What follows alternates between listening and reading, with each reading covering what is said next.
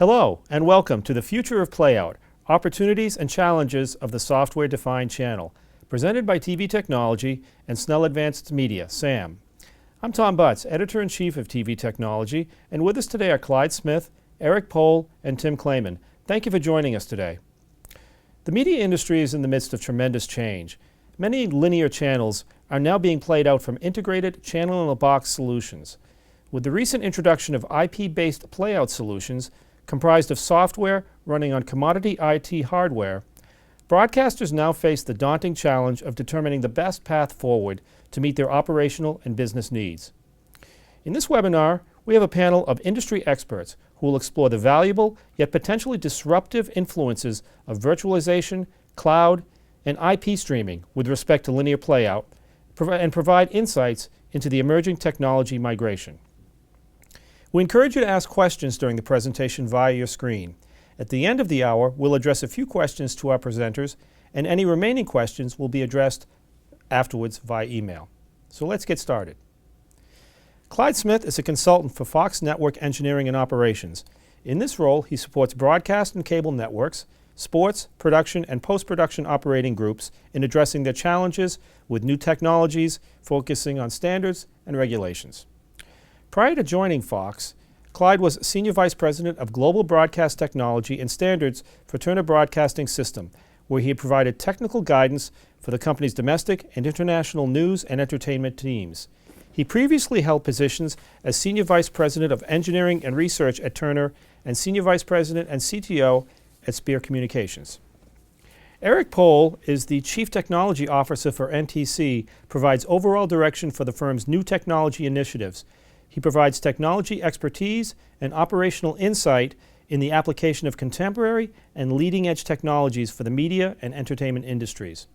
Eric joined NTC from NBC, where he was Vice President of Production Technology. He has been involved in deploying innovative technology solutions for major projects, such as the first large-scale file-based origination platform for the network, the split IBC concept for the Atlanta 1996 Olympics, the transportable IBC presence for the 2000 Sydney Games, and CNBC's first end-to-end deployment of file-based ingest edit playout for the 24-hour channel. Tim Claman is CTO for SAM. Tim is a media technology innovator with a track record of designing and developing award-winning tools and technologies for the media and entertainment industry. Before joining SAM, as CTO of Avid, Tim helped shape the company's technology and product strategies over a period of 14 years. Tim's unique perspective on media technology stems from his career as an accomplished editor, sound designer, and mixer. So, let's get started, gentlemen. Integrated playout systems. That's our first subject for today. Many broadcasters and service providers have adopted integrated playout systems, i.e. channel-in-a-box. Eric, this question is for you. Is it fair to say that this is now the dominant approach for linear playout? Yeah, I think we're getting to the point where there's functional parity in the capabilities. Certainly, you know, there's a spectrum of applications for playout. You know, if you have live integration cases that might be somewhat demanding, but the fact of the matter is, the software is getting powerful, and it can do all of the playback, the graphics processing, the ancillary data processing, the audio processing. We can do it now in one software process. So you know, the benefits of having one automation engine drive all those concurrent things as opposed to the external boxes is pretty clear. So I think we're seeing it, you know, like I say, with the exception of cases where you really need all the outboard functionality. Okay. One question I wanted to ask is, you know, it started out as channel-in-a-box, and now it's turned into integrated playout systems. Is there a difference between the two? Well, I don't know. I mean, channel-in-a-box is just a kind of a phrase that has gotten traction. I think what we're really dealing with now is, you know, having everything in a product, perhaps, to having everything in a software process. And so I was kind of talking about the context of a software process. So yeah, we are moving from a consolidated hardware to consolidation existing in one software process. Okay. Yeah, and if I may, I would say that channel in a box has been a really important step in the journey. Right. And I think the step we're sort of heading into now is really removing the box in essence. So Eric talked about transitioning from sort of a constellation of different hardware products, all kind of orchestrated by a Playout automation system. And we made the jump to having all of those functions kind of work as software services and maybe sharing a kind of a bare metal server infrastructure dedicated to a given channel. So that's sort of channel in a box. But the next step in the evolution really is taking those software services and running them more in a virtual cloud-based environment where the services aren't necessarily tied to a specific hardware server. So you got channel in a box without the box as the next step. Okay, that's a good way of saying that. Tim, the question for you. Where are we now in the overall adoption life cycle for channel in a box or integrated playout? As a vendor, we still see a lot of opportunity.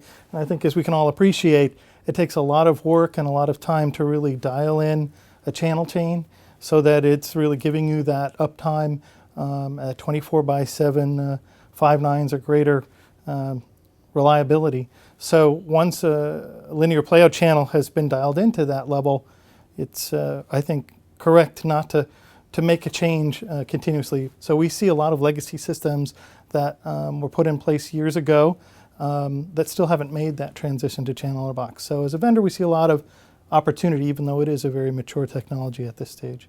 Okay. Well, I'm glad you talked about the opportunities. I'd like to talk to Clyde and ask you, we've just talked about the benefits of channel in a box, but are there any drawbacks? Oh, certainly there are drawbacks.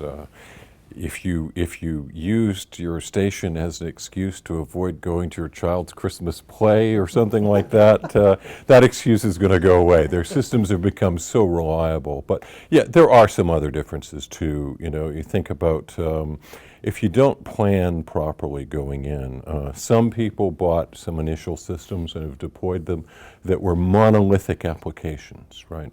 Rather than being designed from start with the concept of virtualization in place so that you've got services that you can construct a workflow from, some people simply wrapped their existing products and made them virtualized or cloudized in some cases, and that restricts your flexibility going forward, so it really does make things more challenging for you. It's also a difference in skill set. So we've all been told don't put all your eggs in one basket. If you put all of your virtualized applications on a single server, when hardware fails, and hardware will fail, you're going to affect all your applications at once. So you do have to think about, how do I architect this so that I can have a separate reference, test, dev environment, et cetera, to develop on, to do my upgrades, my tests, and make sure that those all work well. What you used to have to instantiate that in hardware. Now you can do that in software. But you want to do that on a separate system where the risk is lower and you're not jeopardizing your overall system. So it's learning a new skill set that really helps you make that transition from I have problems to I have a very reliable service. No, I agree. You're right. It's, you do have your cookies in one basket, but you have to modify how you approach things. And I especially agree about the development environment because this is a continuous process. You need an environment to validate changes on. Let's move on to IP and evolving deployment models.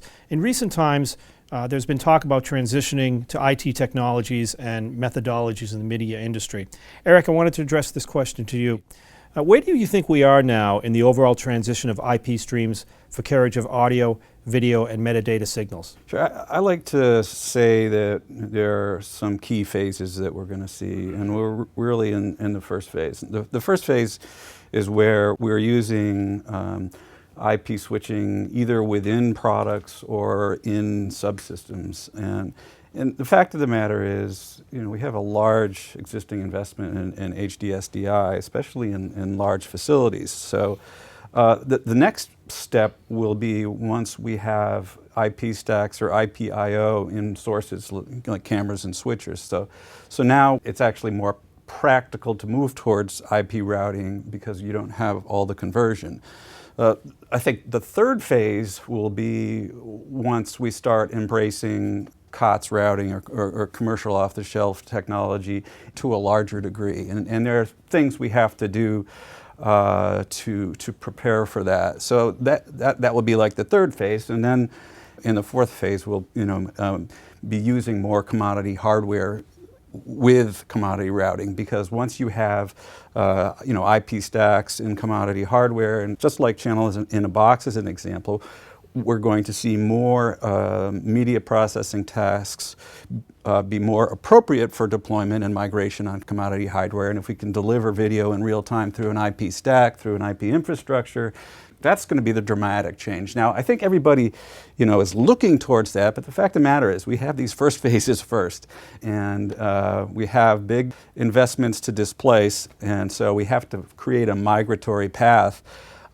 without creating an increase in in capital costs at the beginning to convert. So it's going to be an interesting transition, because there's a lot of potential at the end, but we are on our way. Okay. Well, it's interesting you should talk about a transition, because that kind of leads to my next question. Tim, I wanted to ask you, what is the value of hybrid SDI IP solutions, and how long do you expect to see hybrid SDI IP topology before the transition is complete? Yeah, so I think it's easy to see the value in hybrid solutions. I mean, as Eric said, there's a tremendous investment in SDI. I mean, SDI works fantastically well, and I think that it's going to have a very long tail. I think the transition will take a long time, and I think it's appropriate for it to take a long time, because it's just too risky to switch on a knife's edge from something that's proven and working the way SDI is to a full IP-based solution. So I think hybrid solutions are really important. As a vendor, we see that as really essential so that our customers can manage their transition to IP at the rate and pace that they want to. So what's an example? We have ICE SDC, which is a software-only channel-in-a-box solution that we commercialized in August. And so you can buy your own server and deploy that software on it. You can put it on a server farm and a VM. But we also see value in hybrid solutions. So we're just launching now a product called ICE IP, and it's traditional channel-in-a-box solution. So it comes with hardware, it can do SDI, but you can also add IP interfaces to it. And that way you could start with SDI and add IP. We could go all IP, but maybe not go fully virtual. So customers are at different stages in their adoption of virtualization and IP, and we want to allow them to make that transition in an operationally transparent and seamless way. And so that's why we're fielding these hybrid solutions. And that's true really across the whole range of SAM products. We've been adding IP interfaces over the course of this year, and we're almost complete with that process. But we've been adding those IP interfaces to traditionally SDI hardware products, really to give customers that smooth migration path and to reduce their risk. We're just a couple months out from IBC, and if you were talking to your customers there, what did you think that was one of the things that was holding them back towards this transition right now? Well, I think there's a lot of uncertainty about kind of the endpoint. So I will say there was a lot more fluency in customer conversations on their side. They were talking at a deeper level about IP and technology standards. So, even as recently as NAB 2015, they're kind of dipping a toe in the water, but at IBC we were getting detailed questions. Do you support, this elemental streaming format, or which product supports SMPTE 2022-6, and where do you think this is going? What compression standards are you supporting? So different level of conversation definitely at IBC, which shows that customers are starting to move past the sort of question marks and trying to get into the details and really starting to kind of imagine that transition and what it's going to look like for them. But I think it is a sort of a daunting time if you're planning a new facility, because you'll want to go all IP if you possibly can, but your comfort zone, your skill set, and kind of what's gotten you here so far has really been that tried and true SDI platform. So I think, as I say, the key is really making sure that the facility you're building, or as you're renovating a facility, it's IP ready, even if you're not ready yourself to go all IP day one. Okay. Clyde, what do you see as the main benefits of adopting virtualized and cloud-ready software solutions? Well, There's many, there's scalability we've talked about many times about being able to scale up services. And you think about, people who run football 17 weekends a year, they need a whole set of extra control rooms to do regionals and sectionals and breakouts and all that. And what do you do with those control rooms the rest of the year? And that's a huge investment, right? And so now, you've got the ability to scale. And then as the industry evolves, we're headed towards mass personalization. We've saturated the ad market the way we are. And it's not just about eyeballs, but it's about meaningful eyeballs and about, getting the relevant viewers for those commercials. So if you're going to scale and be able to do those kind of operations, that's very important. But it's also about maintaining and supporting systems. So, everybody thinks about the hard return on investment. I don't have to buy this hardware, I don't have to buy this software, necessarily. But do they think about, well, if my technicians aren't maintaining all that hardware, what can they now be doing? If I've got a virtualized software interface, where can they now work from? Oh, if this operator's spouse has been transferred across the country, do I have to let that operator go, or can they operate from across the country? You get flexibility in terms of operations and personnel. And then you think about, if you move to a data center somewhere, do they not probably have much better resources in terms of power and connectivity and security than you could ever afford to build for your individual area? So I think, there's a plethora of benefits to be derived from it that we're now ready to take advantage of. Okay, very good. Eric, which applications do you think are the most applicable to virtualized data center deployment models in the short term? Well, obviously, logically, any media task where you're delivering via the public internet, obviously. So clearly that's where things are happening. Also, like Clyde mentioned, any application where you want to collaborate over a large area.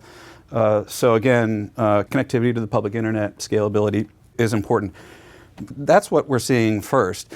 But I think in the last year, though, now we're seeing there are more media processing tasks. So, obviously encoding has been something that we immediately jumped on. So yes, the characteristics that of the type of work that will be favorable will be things that have uneven work patterns where you have to burst up and you don't want to build infrastructure. So that will be special events or windowed productions, theatrical productions that extend a period of time where you don't want to build infrastructure for it. So that's the next group. But the fact of the matter is, it is becoming the predominant way of deploying IT applications, and there is so much innovation going on, and it's changing so rapidly that I think we're going to find it to be appropriate for more tasks as we go forward. And I think we're beginning to feel that sea change now in the last year. Okay. Tim, this question is for you. For which applications does a bare metal deployment model with deterministic performance still make the most sense? As Eric and Clyde have mentioned, I think there are a lot of benefits to virtualization, and it's really mostly around agility and efficient use of pooled resources. So really every application in the media space can benefit from virtualization, at least conceptually or philosophically. That said, I think there's still applications in live television, for example, that benefit from having that kind of power on demand that you get from a kind of a bare metal appliance approach to design. You really don't want to have a production switcher that's waiting for resources in the middle of a live production. So I think we'll see, in the production domain, we'll still see specialty hardware and over-provisioned, effectively, hardware where you need that power on demand. I think that will continue for quite a number of years. But I wanted to say, as a vendor, we think of virtualization as more than just a data center technology. We think of it also as a design center. So if you think of a production switcher, we have the Kahuna production switcher that you can build to be a big 4ME switcher with a big control surface, but everything's modular now. The control surface is modular, and even the processing rack allows you to slice up the resource. So 1 minute it can be doing a big 4K 4ME production, and the next minute you can split that. You can actually take the Maverick control surface and break it up, and you could have 4 different studios using that same frame and having basically a 1ME switcher each. So that virtualization capability is not just reserved for software in the data center. We're seeing that even in the kind of traditional purpose-built hardware products. Okay, very good.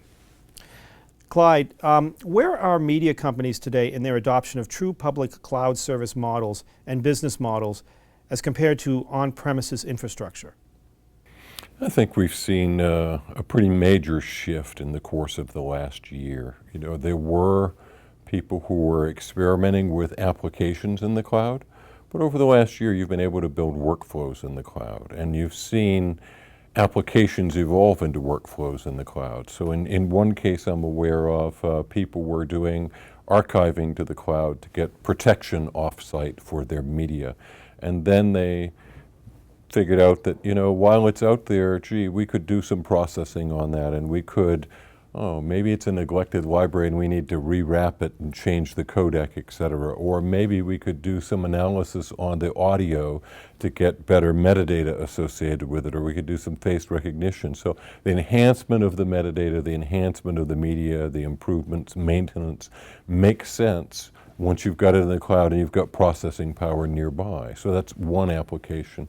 There are many others that you're seeing in terms of news gathering, in terms of sports gathering, where you can build an entire workflow in the cloud that is much easier to adapt, particularly when you think about, you know, you have media coming in from every possible consumer device that's out there, and somehow you've got to gather that, filter it, they've got to screen it and see if it's legitimate or not, they've got to process it into a format that can be used within the organization. So the ability to take these microservices and services and assemble workflows has really, I think, driven the expansion of cloud adoption more in the last year than in all prior years. I see. Okay. Eric, you know, typically as new technologies emerge, something gets lost in the transition. What concerns you most about the transition to IP, virtualization, and cloud?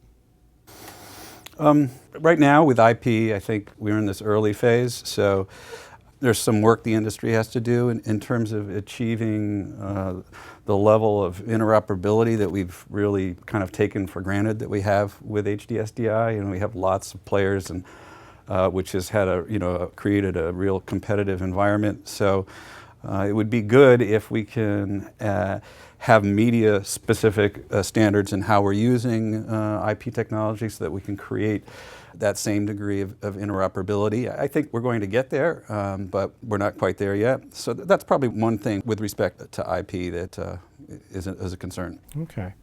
Well, it's interesting that you should bring up standards, because that was my next question. We're an industry that's built on standards, basically. So Tim, I wanted to ask you, how has the accelerated pace of IT convergence affected the way industry standards are established? I think in some cases we can see just the development, for example, of ATSC 3.0 being put basically on the fast track. They really don't have any choice. You really have to move fast nowadays. What do you want to comment on that? Sure, yeah. I mean, I think it's actually a really exciting time for standards in our industry. I think the rate of development and codification of standards has really accelerated, as you've said, and that's really necessary because the rate of change is so fast right now in the industry. So we need to keep up with it and really lead that with standards. I see a few things in recent years that really represent a significant change. One is the adoption of IT standards in the media industry, whereas in the past you might have a SMPTE committee and effectively start with a blank sheet of paper and invent something. We're not doing that as much. We're looking around and seeing what's there. So for IP, rather than invent a new timing standard, we looked at PTP timestamping from the IT world, and we adapted it. And so now we have SMPTE 2059, but we didn't invent it, we adapted it. So that's the first trend. I think the second trend that's exciting is seeing more engagement from the user community and setting recommended practices and standards. So if you look at something like VSF, for example, you see the emergence of what I call sort of mashup standards, where you take a little bit of, elemental streams here and AS67 there and PTP, and you come out with TR03 very rapidly. So looking at the available technologies and how to use them in combination from the user perspective, that's something we really haven't had in the industry until now. And I'd say the third thing, Eric mentioned interoperability. I think that's really the next phase. And so at SAM, we're very supportive of efforts like the AMWA incubator. So there are a bunch of users and vendors all getting together in January to really do a plug fest and find out what works and what doesn't. Because you can have the best standard on paper, but if it doesn't work in practice, if the implementations are not interoperable, then it's really of no value at all. So I think that's really we're kind of on the cusp of really digging into that interoperability aspect. Okay, we want to turn our attention to changing consumption patterns and business models. Clearly, the shift towards viewer-driven media consumption is in full swing. With on-demand and OTT consumption on the rise, viewing of linear channels is decreasing. Eric, I wanted to ask you this question. Which aspects of traditional linear broadcast do you expect will remain most relevant going forward? And which aspects are eroding fastest in this transition? Well, obviously, event-based programming, live sports, live news, live entertainment, that really is appropriate for the medium and for that model. And that's not going to change. So that will continue. Whereas more niche programming or what traditionally has been the long tail of older syndicated programming, I think we already clearly see that makes sense in an on-demand model, and the internet delivery model makes more sense for that. And that's what we're seeing. Can you think of any situation where news, sports, and live entertainment, where anything other than that would not be on demand? In other words, will everything go on demand? Well, there's still opportunities for us to exploit the linear channel or to have new advertising models in the linear channel. Aspect. Exactly. In other words, just simplistically to bring the internet advertising model to like high value linear programming, like episodic drama, so that we have back channels and we have, I don't necessarily see a totally divergent interactive experience, but at least the ability to get better metrics and create new advertising opportunities. Basically, that's where the opportunity is, I think, for linear broadcasting to maintain its business model. Okay. Tim, how far do you expect we will get in the transition from traditional linear broadcast to truly tailored, personalized content? Well, I think we really don't know yet. But my personal opinion is we're going to get very far very quickly. I think it's necessary and in terms of the industry evolving. And I also think there's value for advertisers, for content distributors, as well as for the viewers themselves to have a tailored experience. I think we'll evolve as quickly as the technology will allow us to. As a vendor, we look at different technologies and what you can do with them. And some of the research we've done in the areas of JavaScript and HTML5 and things like media source extensions, we've been able to show that it's starting to be technically possible to move more and more of the kind of assembly and compositing of a show to the edge. So your browser, as you're watching a show, effectively becomes, in a way, an extension of the production switcher and becomes the compositing engine. There's a lot you can do today as a technology demonstration to show it's really quite possible, technically, to produce a tailored show, not just stitching ads together interspersed with the main content, but actually getting into the frame and customizing the experience. So it's technically possible. I think there's still a lot of work to be done to put the whole value chain together and to make it possible to exploit that technology. But yeah, absolutely. I think we will move rapidly in the direction of content customization. I think the technology is starting to give us a view towards that endpoint. Okay, thank you. We have a couple more questions, and I want to open up these questions to the full panel. When do you think that this transition will complete, and when will the industry stabilize to, quote, the new normal, if there is a new normal? Welcome to the new normal. Right. I think the pace of change will not slow down at this point. It's my boss at Fox, Richard Friedel, likes to say that the new TV sets are simply oversized iPads.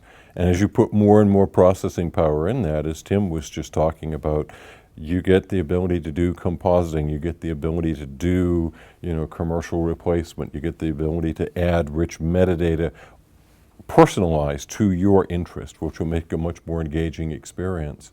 I don't see that ability to mass personalize is going to go away. I think it will build a richer interaction with both the programming, and it will build viewer loyalty to the programming, and a richer interaction with the advertising experience. So I think at this point, you know, it's a competitive advantage to be able to leverage these things, and I think that new technology being applied in the media space will continue to be a real advantage for advertisers and for programmers who can take advantage of it. And I don't see them stopping now that the genie's out of the bottle. So you don't, in essence then, the transition will never necessarily be completed, and then the new normal is basically change. Yes. Yeah, Exactly. change is the new normal. Yeah. That's correct. Yeah. And I think it makes sense. I mean, if you think of where we've gone from sort of the mass media. When I was a kid, you got 3 or 4 channels, and that was what was on. You watch TV based on what was on. We've gone to much more of a pull model, and I think that transition will continue. We've also gone from a very sort of nicely constrained and reliable technology infrastructure in terms of terrestrial and then cable and SDI.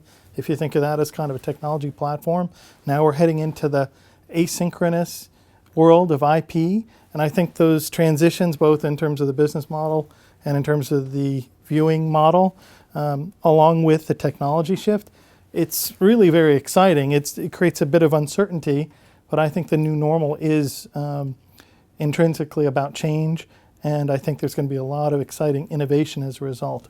I see. Okay. Yeah, I'm just going to add one more thing. Just we also have immersive.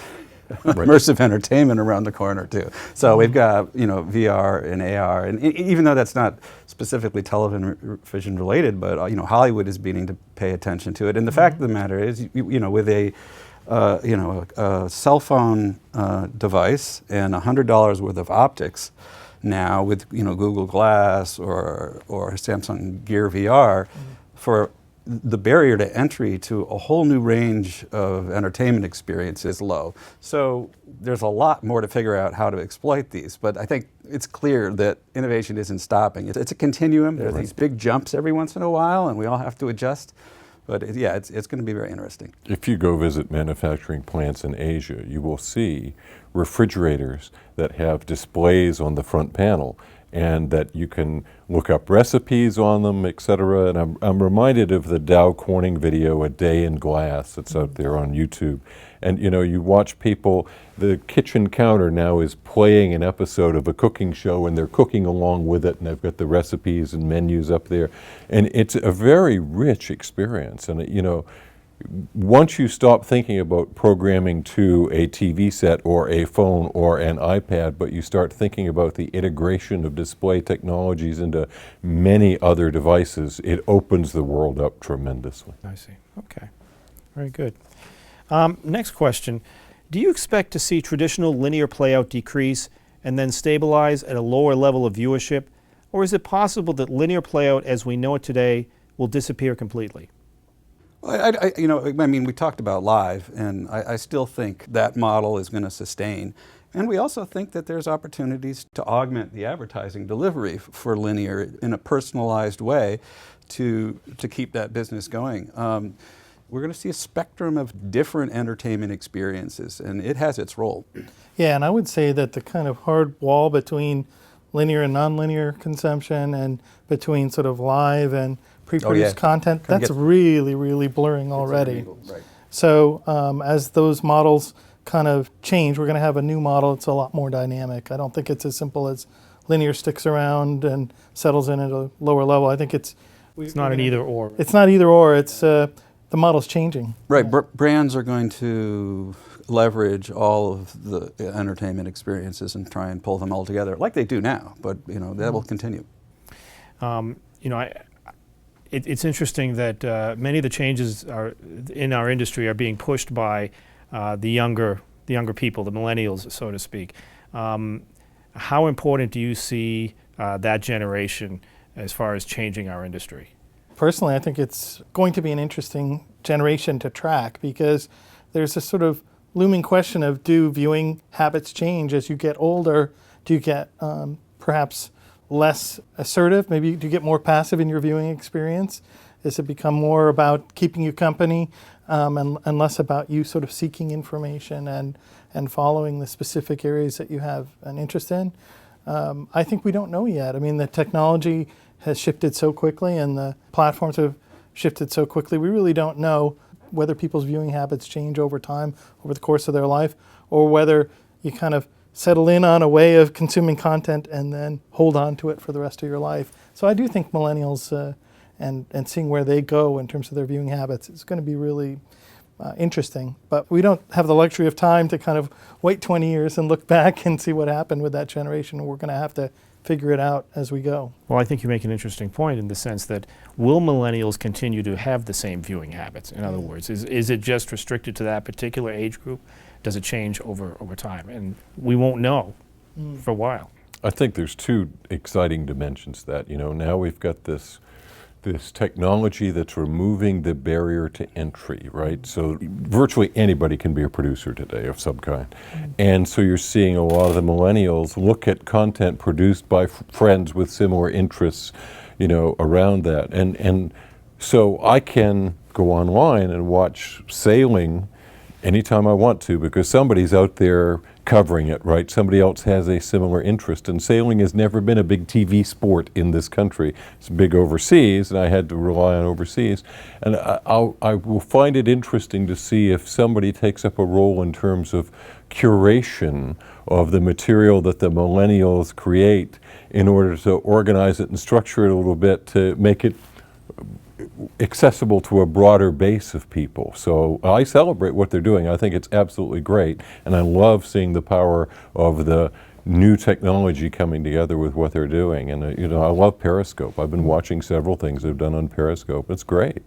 Well, I think you raise an interesting point in that sense that the real challenge is how do you organize all that material and how do you find it and how do you make it presentable? That's going to be another big challenge. Well, I want to wrap up today's panel with one last question and open up to the entire panel. Today, broadcasters typically have different departments and tools for linear and nonlinear distribution. What do you see as the potential benefits of converged linear, nonlinear content pipelines in the future? Tim, you want to take a stab? Sure, yeah. I think that initially broadcasters sort of dipped a toe in the water, so to speak. They created a separate team, maybe they called it the new media team, and they would kind of go around and try to get some content and maybe customize it, at least customize the branding for it so they could distribute it on web and social media and mobile platforms. And initially it was really just that, but the emphasis was really on, avoiding disruption to the mainstream channels. So all the revenue was still coming from traditional linear broadcast. So you had this sort of science experiment kind of on this side. That was the sort of initial model, but I think that's changed. That model is completely changed. And now the sort of OTT, web and social media publishing it's seen as a strategic and business imperative for media companies. So there's no longer a desire to kind of have it off to the side. And when I talk to media companies, they're really looking for ways to integrate their content pipelines. So they have a converged infrastructure for creating and customizing content for distribution on any outlet. And I think that's a very, going to be a very exciting area. As a vendor, we have, at SAM, we have great linear playout tools, and we have great content editing tools, and we have asset management, workflow automation, we have standards and format conversion. And historically, these have all been kind of little islands, and all the sort of functions in content creation and distribution were separated from one another by flat files. But I think going forward, we're going to really look for ways to put those pieces of technology together in a more integrated way so we can get to that really flexible but converged content creation and distribution infrastructure. We're very excited about it. I think it's, again, an area of potential innovation for the industry. I agree. I think the industry is waking up to the notion of not just letting one production paradigm drive the product and then everything be derivatives. They're understanding the notion of bringing awareness to the front end, because you're only in the field at one time if you're acquiring programming. So you want to fully exploit that moment so that you get things that might exploit specific characteristics of all the different distribution methodologies, as opposed to just taking that one product and, and repurposing it. So we're seeing that happen now, and that's good, because there's a lot of, commonality in the middle, and actually there's also this notion of, having production people for the specific release methodologies, so that they can focus on optimizing those experiences, throughout the production chain, as opposed to an after-the-fact thing. Also, in a more, pragmatic thing right now in terms of media processing, like, again, related to cloud and the other things we've been talking about, one of the reasons it's going to make more sense to migrate linear supply chain models to the cloud is that we'll have the essence there, we'll have the rich metadata there. So now if we have to create a new delivery experience via the public internet, it's much easier. The incremental work is dramatically easier. So maybe if it doesn't pay off in the primary model, but it gives you the agility and the flexibility to create these new business and new entertainment experiences. Yeah, I think it's very interesting. Years ago, there was a news organization that really stressed with its staff, you may be television news, but if you get on site and something's breaking, and there's no radio person from our network there, call into radio and get it on the air while they're waiting to set up the TV. So now what do you see? Now you see things break on social media. And then after they've been on social media, then you'll start to see some web pages, news web pages come up, etc. And then you'll see the videos start to come behind that. And that's an interesting transition to watch. I was in a meeting at CNN years ago when Susan Grant, who ran CNN.com, shocked everybody in the room by saying, I want to be able to break stories on CNN.com, because it was always the afterthought. After we've got it on the air, then we'll cut it and we'll put it on CNN.com. And you certainly see that in sports these days. So Fox Sports, Fox Sports will break lots of things on the web and in social media before they get to air, or they'll be doing it in parallel. And back to your point about exploitation, you have to plan the exploitation up front. You have to let everybody know that, everything's open for this one, right? You can use this in all of these domains where we have the rights to use it. And back to the cloud technology, one really great thing about this is, when we first started streaming media, you'd see blackout periods where maybe this commercial or this segment or the show or et cetera couldn't be there, so it would be blacked out and you'd get this little wait screen. But now, because of the ability to scale up and build extra sets of facilities, for these special events, you can fill that in and you can make that just as rich an experience as the broadcast on air ever was, if not richer. So I think it's a very exciting time to be in this technology. Well, thank you very much. That just about wraps up today's panel. I want to thank Clyde Smith from Fox, Eric Pohl with NTC, and Tim Claman from SAM for joining us today. We now have some time for some questions from our audience.